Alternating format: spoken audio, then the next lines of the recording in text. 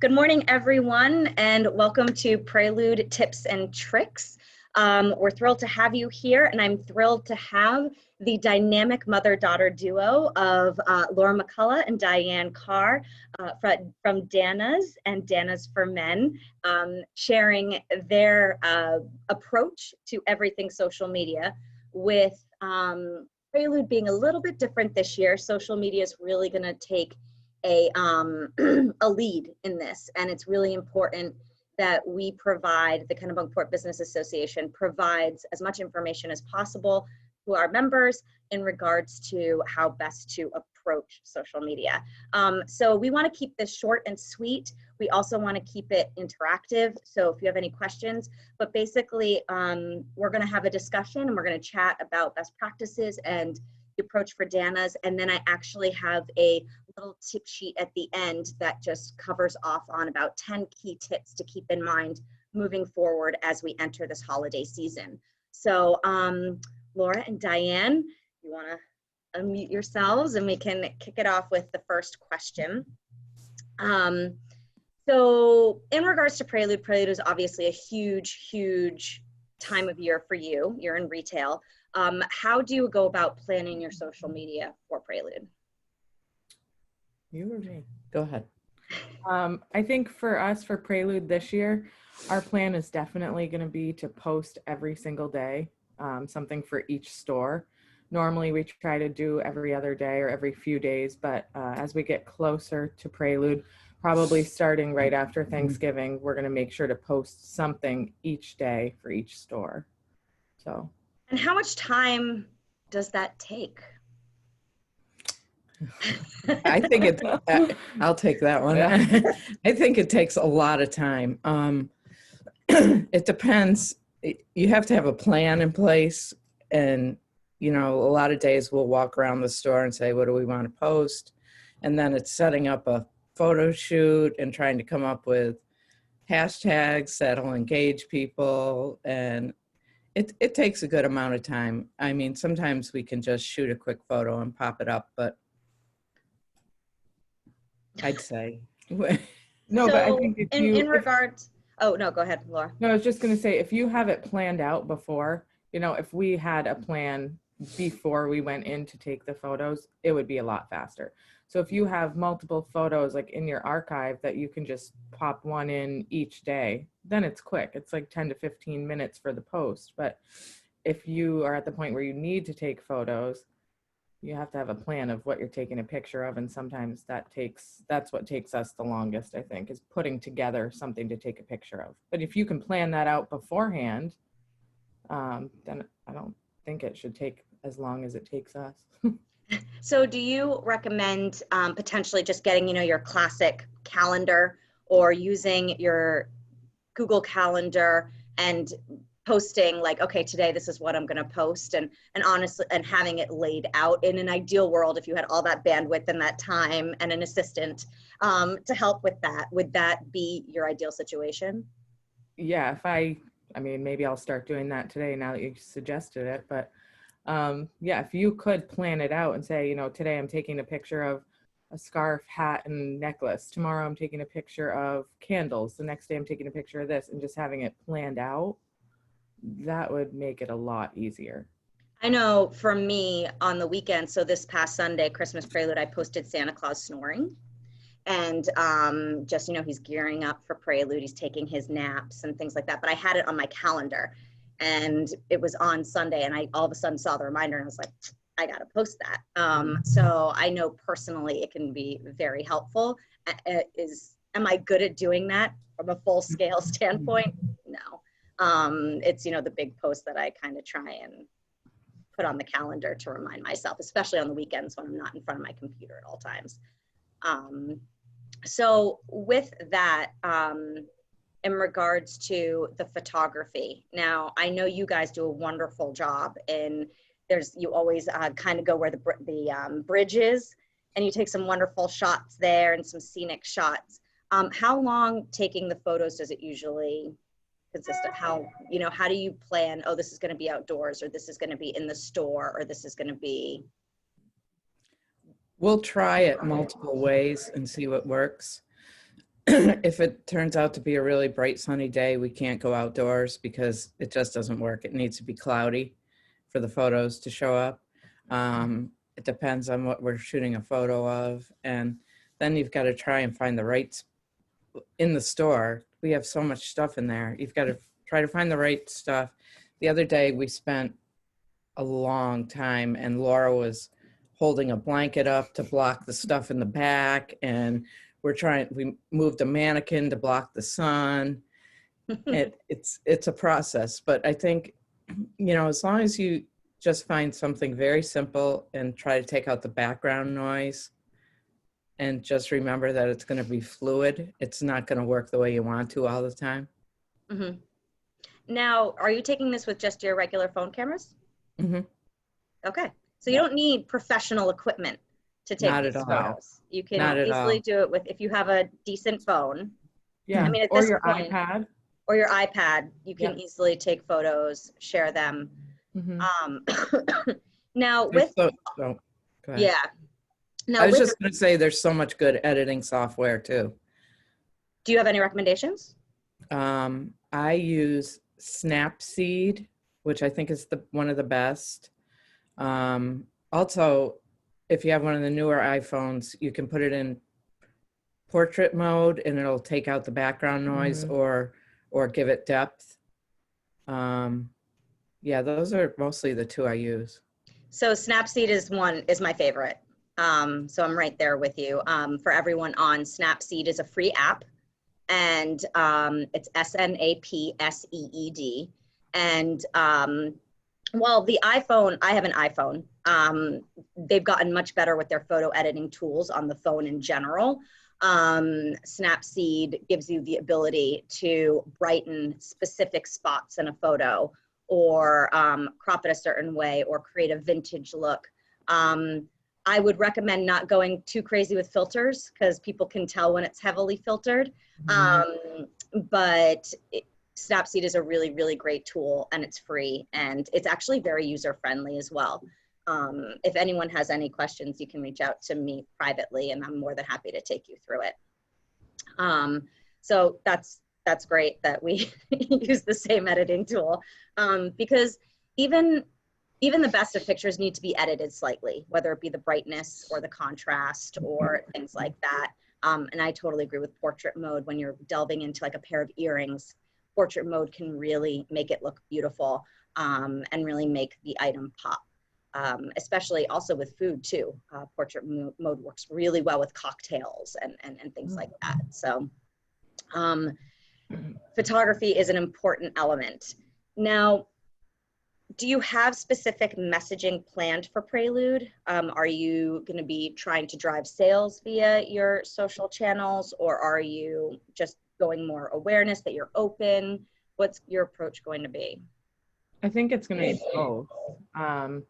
We definitely want to let people know we are open in a safe way, of course, but yeah, we're there. And then just trying to showcase all the new stuff that we have, so people who can't come and who are staying home or don't feel safe coming out, can't travel, that they can still get the, close enough experience of coming into the store. So just making it just a huge variety of what we have. Now, I remember last Easter, you posted really, really cute, colorful bunnies. And you said they're available in store. And then like 2 days later, you're like, they're almost sold out. Yeah, exactly. So share with the group a little bit about, sorry, my dog is rolling around if you hear a little random noise. Tell the group about how effective it has been when you've done a call to action of these bunnies just arrived, or an item like that, and how effective social media has been in actually selling product. Yeah, just a couple days ago, we did a post for Dana, and I think we had maybe 4 or 5 different photos in the one post. One had wall poinsettias that were outside. One had some new metal Santas. There were little gnomes. I don't know, just a bunch of different stuff. But we did about 5 or 6 pictures. And just that day, we sold all of the wall poinsettias. 2 people came to pick them up. I'm shipping the other ones. We sold both the Santas. We sold the gnomes. It was like everything that we posted that day. Somebody came in and said, oh, we saw it on Facebook, or they called. We saw it on Instagram. And so that right there, I was like, oh, darn it. It actually does work. We do have to do this every day. So that's amazing, because you're showing that there is a direct correlation to social media posts and sales. Yeah. Now, in regards to, I just had a question. What was my question? In regards to sales and everything like that, I'm completely blanking. Well, I'll come back to it. So, how did you build your social presence? So you said that you have people that saw it on Facebook and Instagram. How have you built that foundation first to have people following you and enjoying your posts? I think that's a tough one. And we struggle with that for the men's store, trying to get the number of followers up. I try to share things back and forth between the 2 stores, tag them. And what seems to work a lot is if I go to my personal page and put up a post and tag the stores. I think another way to drive up interest is to keep it interactive, ask a question, have people tag people, tag their friends, say to like the page. I don't know. I think that's the biggest struggle. Mm-hmm. Have you ventured into the paid ad or sponsored ad territory yet? Well, I actually, I did it once. You didn't even know, but I did it on Facebook, and I don't think it helped that much. But I think also telling people, people come into the store, and we have brought in a little bit of a younger crowd recently, and just letting them know, like, oh, do you follow us on Facebook, or have you seen our Facebook or Instagram? You should go on, like us, follow us. You can see stuff we post. We can always ship if you're not here. I feel like I've told a lot of people that, actually, and I think we have gotten a lot more followers that way. And I also think, sorry, Elena. No, go ahead. I was going to say another really good thing to make sure you do is to follow other businesses. Yeah. And see who they follow and interact with them. Yeah, like, we try to follow every single business, I feel like, in town and in like close by, not just Kennebunkport or Kennebunk, but we follow a lot of people. I think once you start following them and interacting on their page, they're going to start following you back, and just builds from there. Got it. Have you ever worked with another business in town together on something from a social standpoint? Not yet. No. Not yet. Okay. That's a really, really great point that you mentioned, though, Laura, about mentioning it to your customers. Do you follow us on Instagram? In regards to, you could potentially have signage. I know I've walked into some retail stores that says follow us on Instagram, follow us on Facebook. But having that one-on-one conversation during checkout or while you're helping someone find something in the store, always keeping that top of mind for marketing your social media channels. And and as you say, another advantage in regards to social media, especially Instagram, is that it's bringing in a younger demographic, which is, an important demographic. They like to shop, so that's a good thing. So that's really, really great advice. And yes, everyone should be following everyone locally. And also not just to help promote yourself, but to see what other people are doing. Because people are really talented in this area and taking amazing photos and doing really wonderful shots. I mean, I can list easily 10 people off the bat, and 10 businesses off the bat. And getting that inspiration is really, really important. Because sometimes you'll have a day where you're like, I don't know what I want to post. I don't know.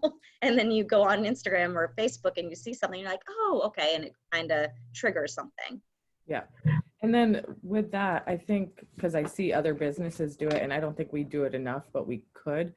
Like, for example, Day Trip, they don't always post merchandise. Sometimes they post like places and things they've done that day or stuff in town.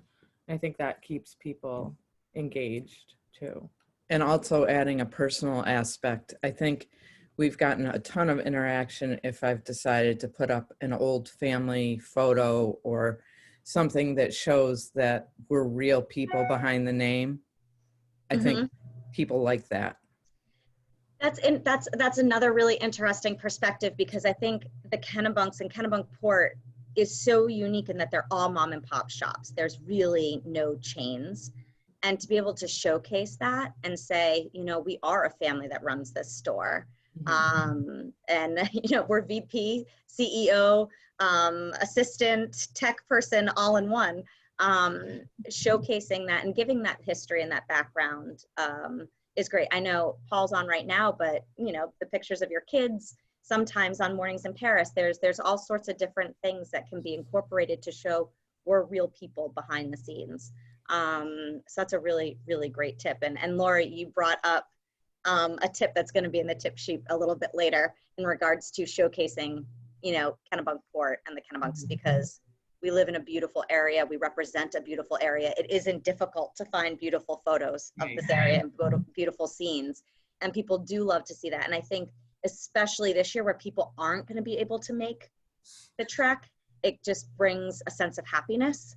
And, you know, we posted the tree getting put up the other day, and people were just so excited. And someone, you know, I'm so sad I'm not going to be there this year, but thank you, because this is at least bringing me there in a virtual way. So yeah, that's important. So in regards to Instagram stories, do you do a lot of stories, or do you focus really on the main feed? I do a little bit with the stories. I probably could do a lot more. I think the stories are really an easy thing. It's easier than doing a post. You know, if I'm opening new stuff in the store and I just snap a quick picture, it doesn't have to be like a perfect edited photo, but or we get something new in, like I just posted a little jingle bell tree the other day with it like wiggling. And, just little stuff to add, and then tagging. When posting on the story, then you can easily tag like Go Kennebunks or Prelude. And then once you guys see that, you get the tag, you get a notification, then you repost it, then more people see it. So I don't know. I like doing the story. I think it's just an easy thing to do. So great point in regards to tagging. If you tag Christmas Prelude on your stories, that gives us a notification and we are able to repost it on Christmas Prelude. But it has to be tagged. It has to be tagged with the @Christmas Prelude on it. And usually, you know, 9 times out of 10, unless we've missed it accidentally, we will repost it, especially if it's relevant for the holidays and things like that. So that's a really, really great point, because that's, you know, an additional 3,500 plus people seeing it from an Instagram standpoint. And you can also connect your Instagram stories to your Facebook profile as well. So that's another opportunity to reach both audiences. So that's a good tip. I was just going to say, you're talking about tagging. I don't know if you were going to bring up hashtags at all, or we can definitely chat about hashtags. Just a couple quick things on that. As I was looking through, before I use a hashtag, I'll typically check it. And I think that's a good practice to do. And so I checked into the Prelude hashtags. There's a ton of them. So you need to pick the right one. And you can see how many followers or how many times it's been used. Or how many times it's been used. You should go with the popular one. And also, for instance, if I hashtag Dana without hashtagging Dana Kennebunkport, the hashtag Dana gives you so many people's random people personal stuff that I just don't use it. So it's just a good practice to check the hashtags that you use. Yes, and for the official hashtag for Christmas Prelude is Christmas Prelude, hashtag Christmas Prelude. I tend to always add also like Kennebunkport or hashtag because a lot of people, if they're planning a trip or whatever, they will search the hashtag Kennebunkport. So that's an important one. Obviously the hashtags will vary based on your business. So you can do hashtag cocktail.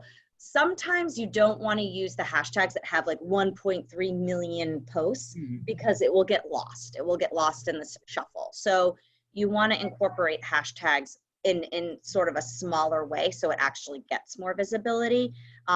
For example, if you just use hashtag Instagram, it's going to get completely lost, or hashtag travel.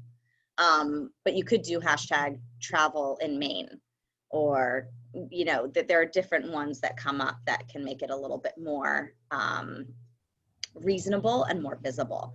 And in addition to hashtags, tagging the location, tagging, make sure your business is taggable, make sure it's listed, so people can, if they're at a specific location, they can actually pull you up and tag you in it.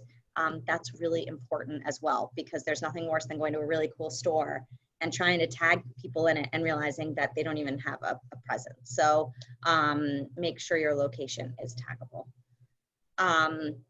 We've covered some really awesome ground, some great tips and tricks. I want to open it up to folks to ask questions, because we've got, or if you have even additional tips and tricks as well.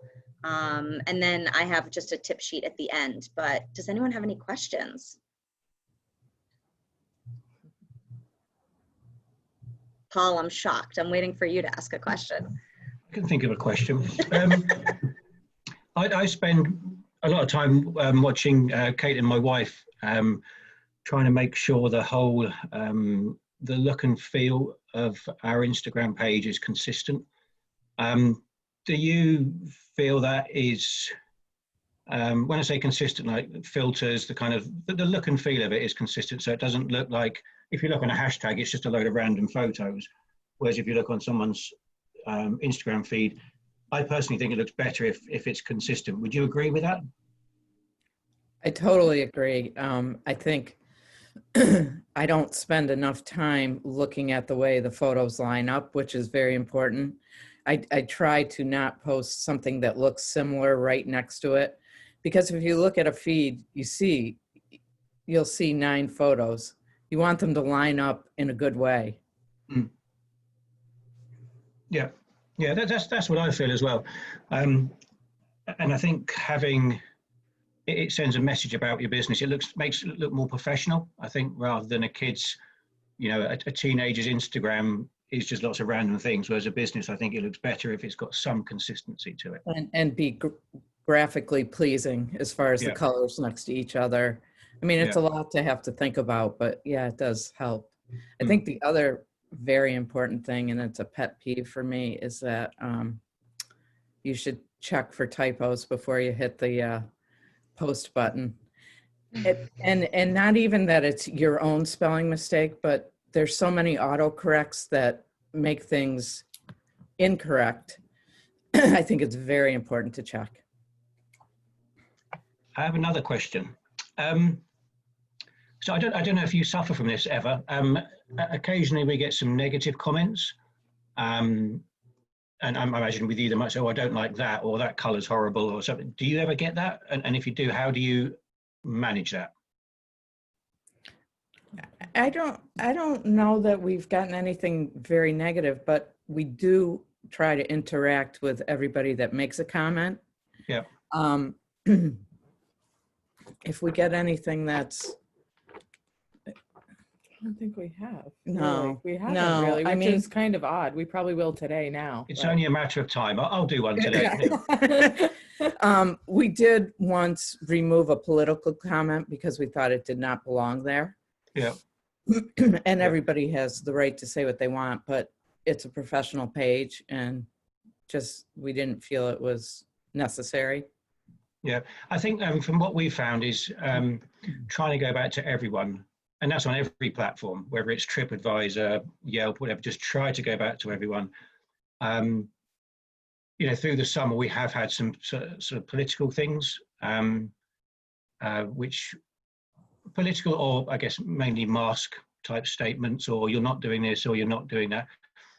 I'm not sure how much people pay attention to these things, but you have to manage them, because if that could be that one person that does it. I think, again, it shows professionalism if you go through every single platform and make sure that there's responses. That also helps your it helps your SEO, and it helps your standing as far as your visibility as well, if there is that interaction. Mhm. Paul, I think that's a great point in regards to, almost not crisis management, but if you don't respond to comments that are a little bit more on the negative side, then it doesn't put you in the best light. So tackling it head on. And, if someone said, oh, that's a terrible color, you could easily respond back and just say, well, this color may not be for you, but we have it in green and red, and there are different ways to kind of soften it a little bit. Generally, when we get that, we say, well, that's interesting. That's our best-selling color, and actually just put it back towards people. So I actually did have a comment as a regular Instagram user.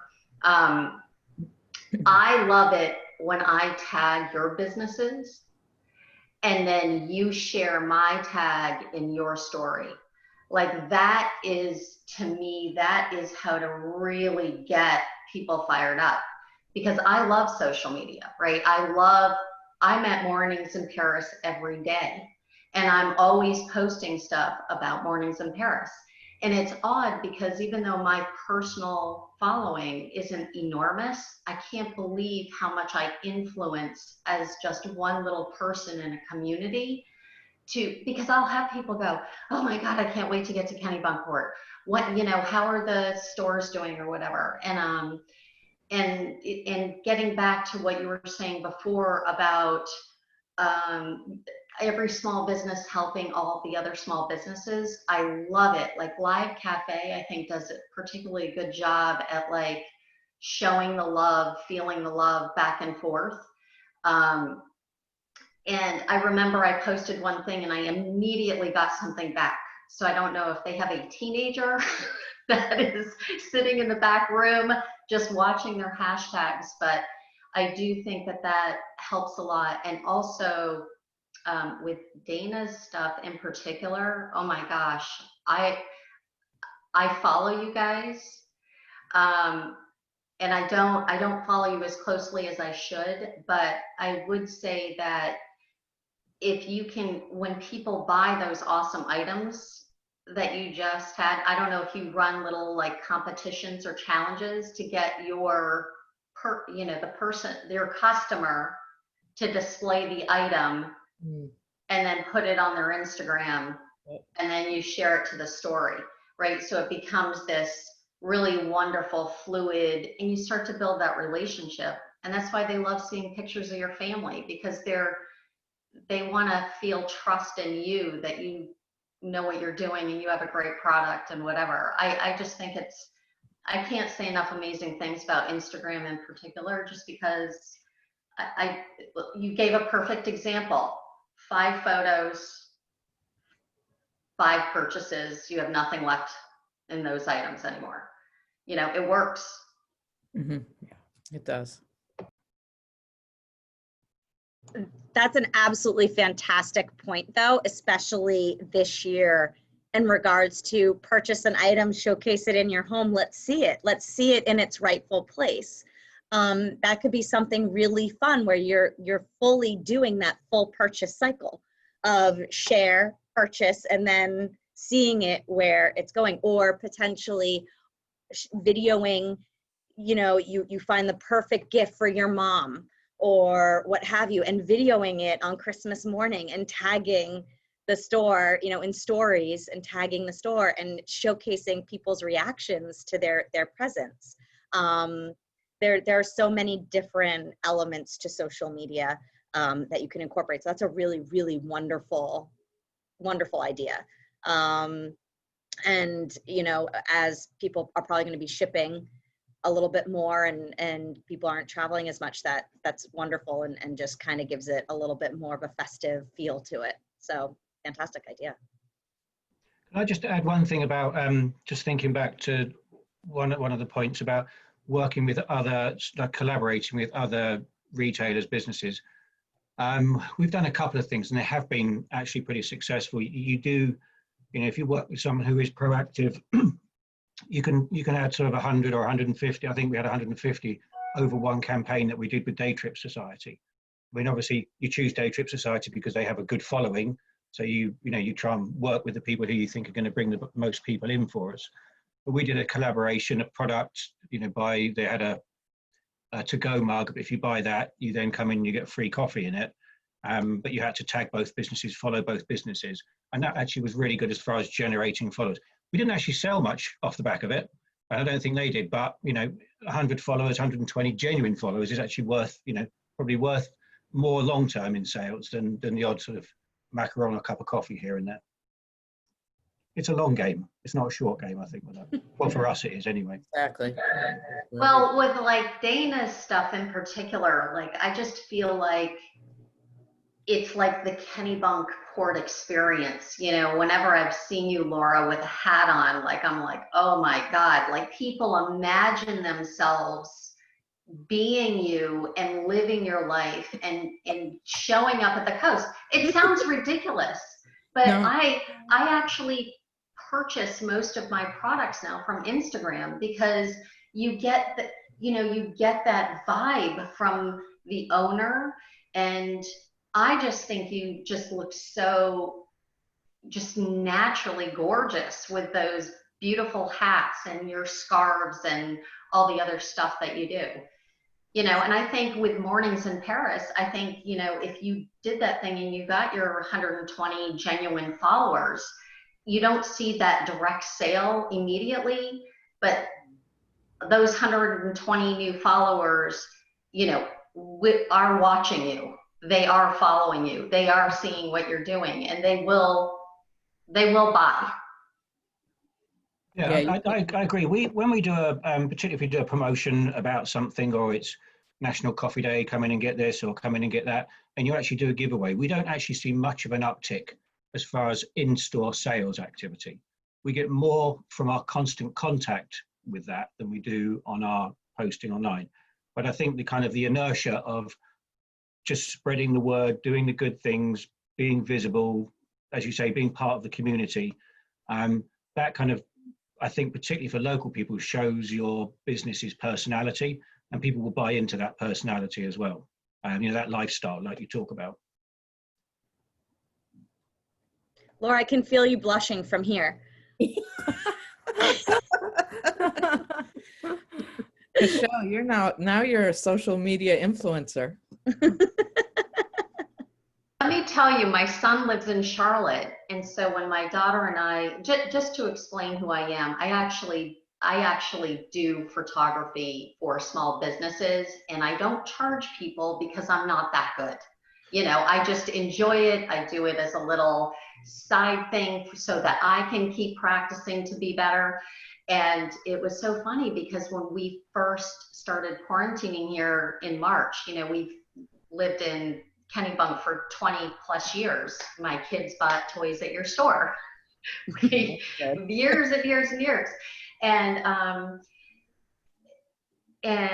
I started like really getting into this whole pandemic outdoor, like just being outdoors and taking constant scenery photographs and chasing sunsets with my daughter. And you know, we would have adventures with my dog, and we would hit all of these amazing locations, whether it was small businesses or whatever.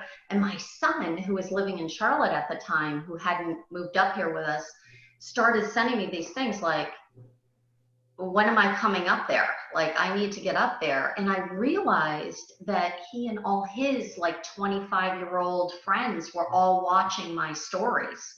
They were all feeling that pull, you know, they wanted to come here to see what was going on.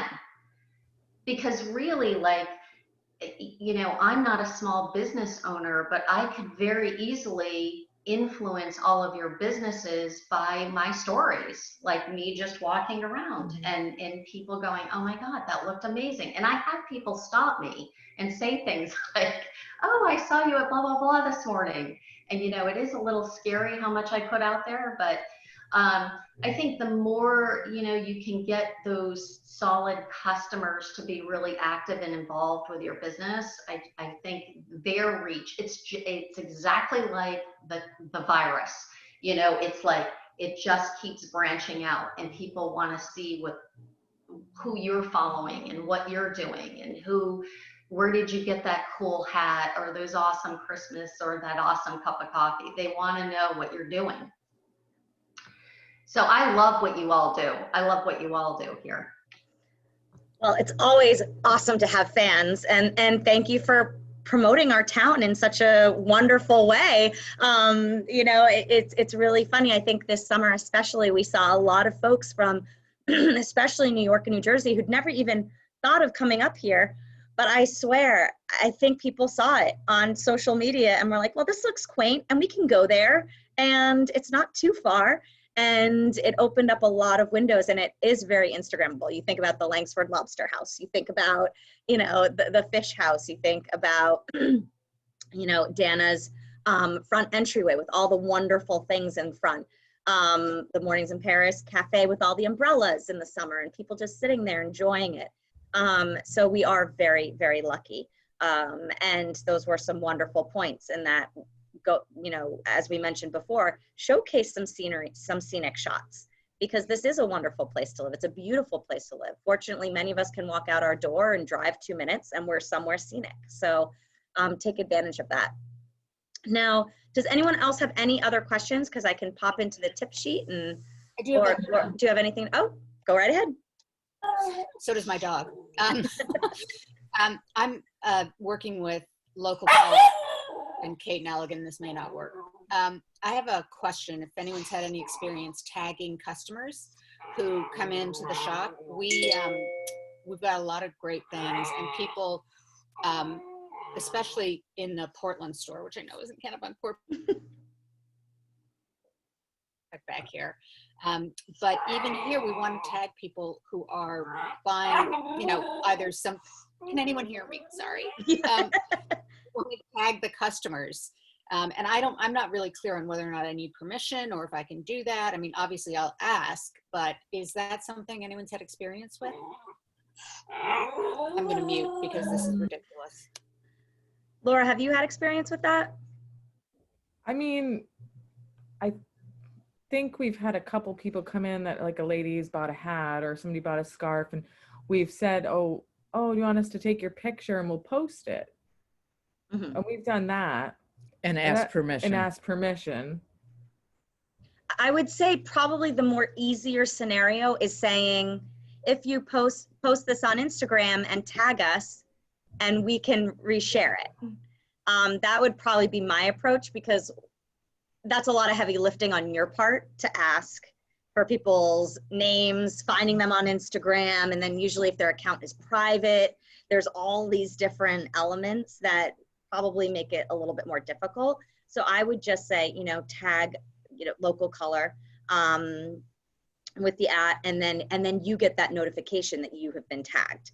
I mean, we actually on the with my Chamber of Commerce head, we actually posted our gift guide yesterday, and we used local colors display actually as the top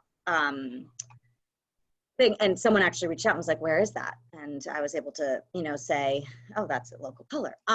So there's definitely, I think you can have people do the work where you don't have to do the heavy lifting. And that's the nice part on occasion about social media, is that people will tag you and you're like, oh, I've got story content without even realizing it because someone tagged me. And as Michelle said, you love feeling that, like when you realize that your tag has been posted on another feed, it's really exciting. It's like a nice little ego boost.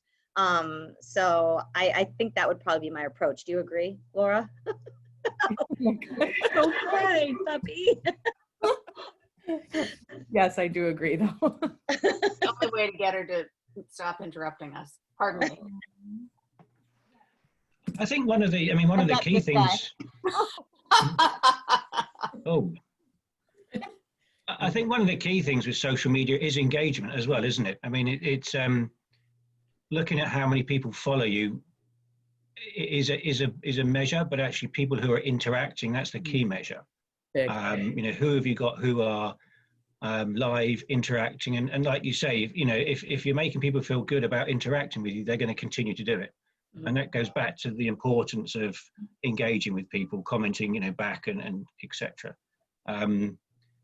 But yeah, it's for me, particularly on those channels, people can get a bit sort of obsessed with how many followers they've got. But the reality is, it's trying to, because there's so much noise out there on Instagram, just because they're following you as well, or on Facebook, they don't necessarily see you. I don't know, Elena, what's the current number? It's like 3% of people that follow you actually get your post or see your post. It's not that, not necessarily that strong. Is that the correct number? It's around there. I mean, I don't have the data in front of me, but I will say, Diane, you mentioned about misspellings and incorrections. The problem is, and the most frustrating part is that if you notice a misspelling or something, to go back and edit that immediately automatically hurts the algorithm. So even if I sometimes make a mistake that's driving me nuts, I don't change it for a good 24 hours because I know it will drop me in the algorithm. And I didn't know that. Thank you. Yeah. Mm-hmm. So just be careful, because the more you edit a post, the more it will drop you down and the less people will see it. So that's why, like, sometimes there will be an error and I'm like, the only time I'll go back in is if I somehow forgot to give credit to the person that took the photo. And that's, you have to do that. Like, that's just, you can't just post a photo without having the credit where credit is due. But yes, it will drop you in the algorithm. So you have to be very careful. And if you use way too many hashtags, there are different intricacies that you need to be aware of that will drop you in the algorithm. Because it is true, not everyone, not your 3,500, your 5,000 fans, not everyone is going to see it. So yeah, there's also, and the rules change like every 6 months. It's impossible to keep up. Hey, Paul, with your business, I thought that, who was the satellite donut girl when she put this mini donut on the straw? Obviously you can't do that, but it's so Instagrammable. Yeah. I actually watch your front patio. That's a very Instagrammable location. And I watch people do boomerang videos and, I mean, all day long that goes on your front patio. That is a very, very, anybody that drives into town sees that. I come up the road and you're the first business I see and I pull right in, right?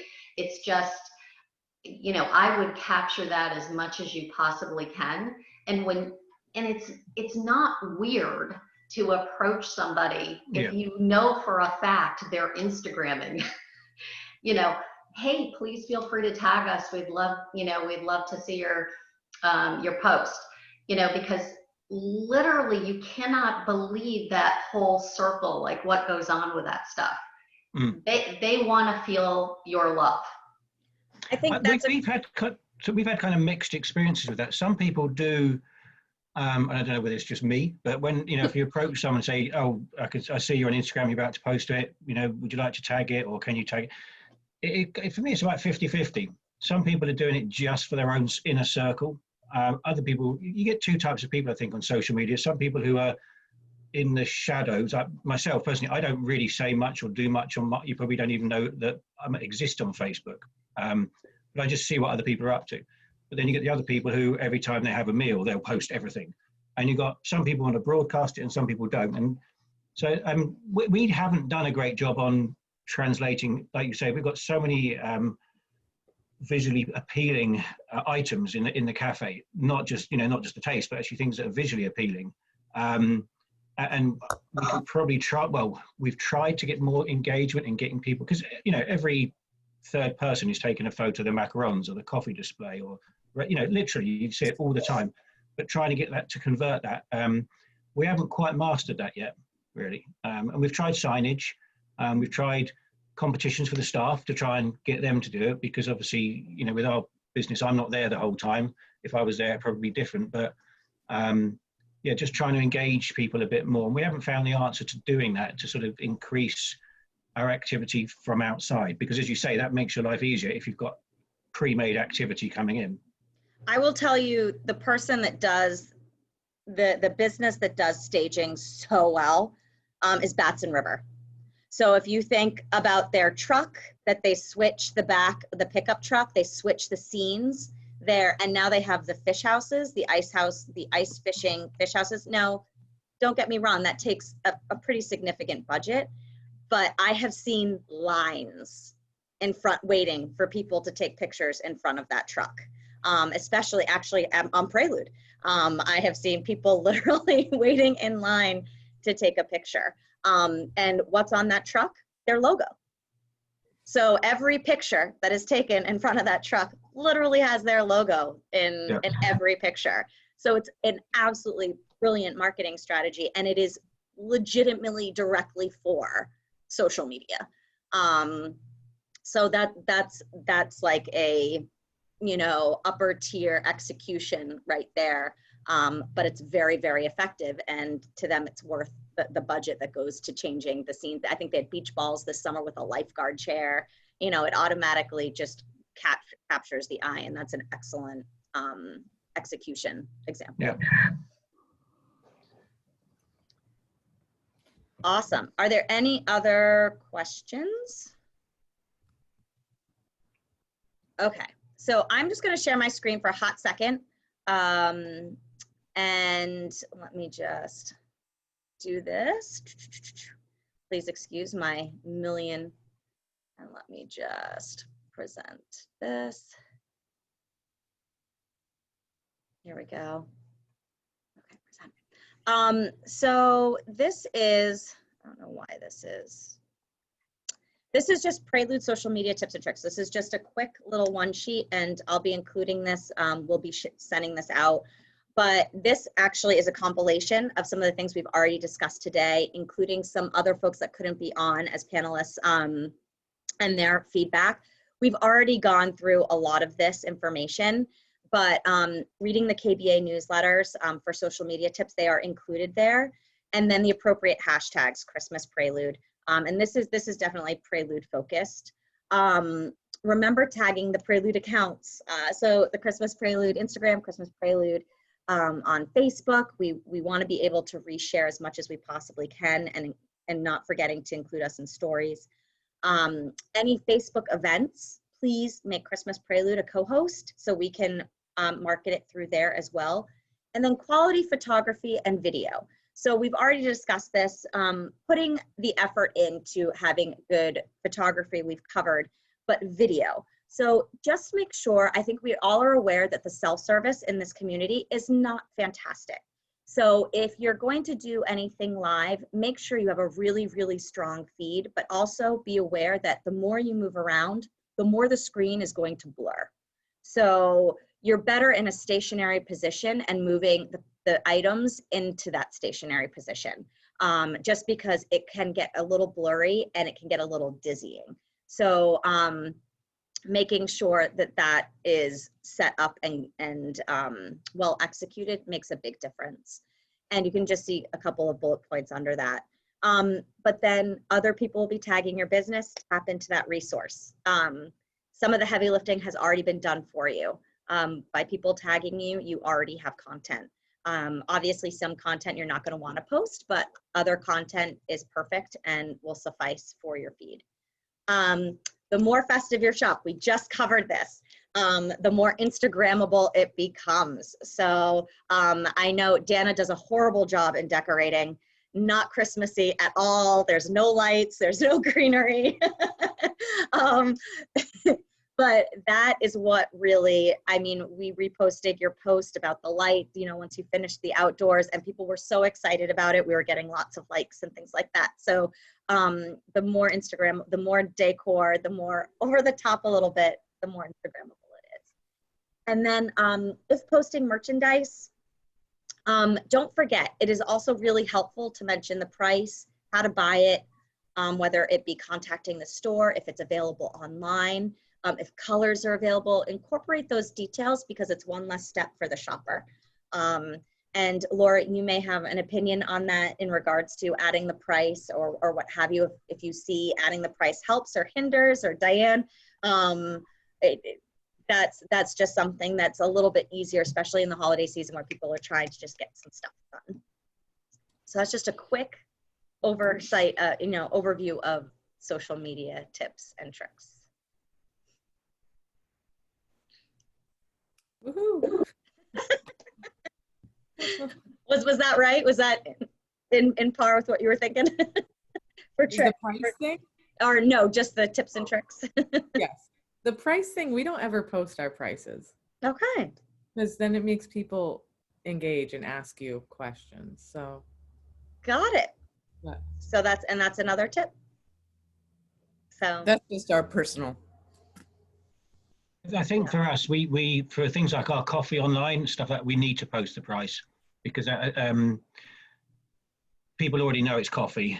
I think, it's an easier product and it's probably more price sensitive when you're looking at, say, fashion or kind of luxury garments. It's that engagement of the curiosity, which I think is more important. So I think we found just by labeling, pricing everything in store, we had a significant increase in sales because people don't like asking the price, or it can put, so, oh, this looks expensive, I'm not going to buy it. But that's our own personal experience. But I completely understand where if you've got a product that people can't necessarily touch and feel and they're curious, oh, is that $150 or is it $15? You can then, once you've got them engaged, then it's up to you to translate that. So it varies. It varies based on product, based on what you're selling, based on if you're a retailer or you're a cafe. So I've got another quick question. Sorry to interrupt. This has been driven me mad for about 10 years in my previous career as well. When is the best time do you find to post? Time of day? Morning. Anyone? What's a morning? Like what time? Yeah, we think mornings. I even think by 8 o'clock is best because people may still be at their computers before they start their day.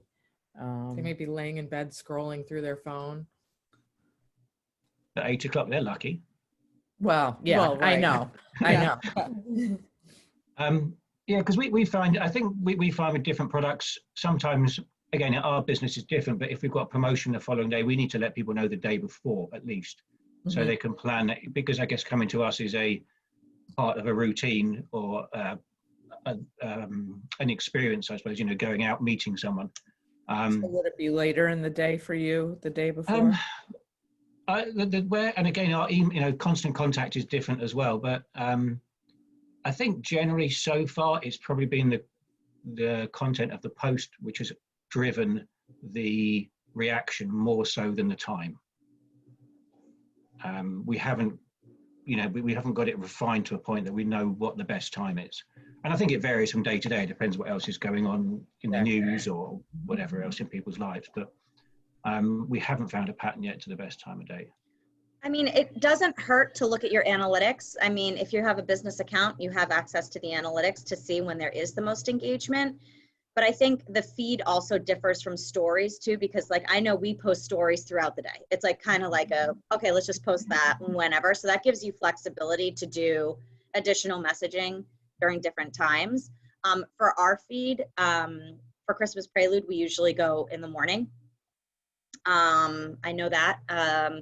And that's, I think, just because the analytics are saying, there's engagement. And then you also think about people have the entire day to see it. That's kind of, that might be like just kind of what's lurking in your head.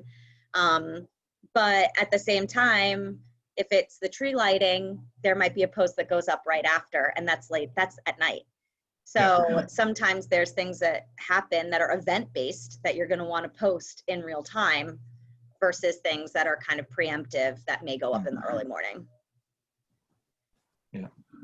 It's tricky. That's like the $1 million question, because sometimes I'll post something late at night and I'm like, this is going to bomb, and it does amazingly well. But it also depends on what the picture is, as you said, the picture and the content. And the demographic you're going for.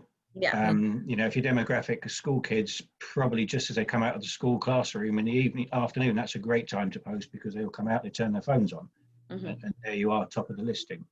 But perhaps people who are shopping with disposable income, then, you know, they're up and doing things at a different time. But I think, yeah, every business is different from what I've seen. And that's why we had this seminar, was to basically get ideas from all the different folks and you know, different perspectives, and that's really, really important. This is actually being recorded, and it's going to go on our YouTube channel, our Christmas Prelude Kennebunkport Business Association YouTube channel. And I just want to thank first and foremost our sponsors, Kennebunk Savings Bank, and thank everyone for participating. This was wonderful dialogue. I hope you are leaving this a little bit more knowledgeable on how to move forward, and can go back and say, okay, this is how we're going to attack Prelude. If you have any questions, please don't hesitate to reach out to me, Elena at members@gokennebunks.com. Laura and Diane, thank you so much for taking the time to share everything amazing and phenomenal about Dana's. And we're really, really excited to support all of our local shops and restaurants and cafes this holiday season. Don't forget, shop small, shop local. So thank you so much, everyone. Have a wonderful day. Thank you, guys.